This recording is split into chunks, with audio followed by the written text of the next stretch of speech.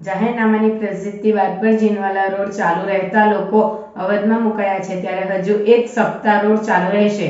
Drainage લાઇનની પાલિકા વિસ્તારની લાઇન જોડેના જોડાણને લઈ એક સપ્તાહ કામગીરી પાછી ઠેલાઈ છે. 2 દિવસ પૂર્વે અધિક જિલ્લા મેજિસ્ટ્રેટ દ્વારા જાહેરનામું બહાર પાડ્યું હતું.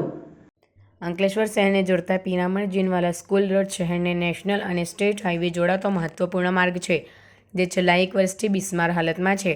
મહત્વપૂર્ણ રોડ પર વારંવાર ધોવાણ થતું હોવાથી માર્ગ અને મકાન વિભાગ દ્વારા આ માર્ગને આરસીસી રોડ બનાવવાનો નિર્ણય કર્યો હતો અને ખાસ કરી વરસાદી પાણીના નિકાલને લઈ માર્ગ પર છાશવાડે ગાબડા પડી રહ્યા હતા, જેને લઈ રોડની બંને તરફ પાકી સ્ટોર્મ વોટર ડ્રેન ઊભી કરી તેની સાથે આરસીસી રોડ બનાવવામાં આવશે, જે માટે છેલ્લા 4 મહિનાથી સ્ટોર્મ વોટર ડ્રેઇનની કામગીરી ચાલી રહી હતી, જે પૂર્ણ થઈ જતાં ભરૂચ જિલ્લા અધિક મેજિસ્ટ્રેટ દ્વારા 20 જૂનના રોજ માર્ગ બંધ કરવા અંગેનું જાહેરનામું પ્રસિદ્ધ કર્યું હતું અને માર્ગ 2 મહિના માટે બંધ કરવાની જાહેરાત કરી હતી.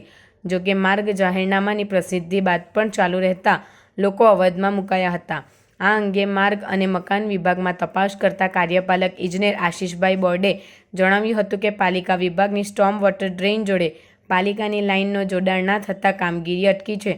આગામી 1 સપ્તાહમાં તેમના દ્વારા જોડાણ કરી દેવામાં આવશે તેમ જણાવી રહ્યા છે, જેને લઈ હજુ 1 સપ્તાહ માર્ગ ચાલુ રહી શકે છે.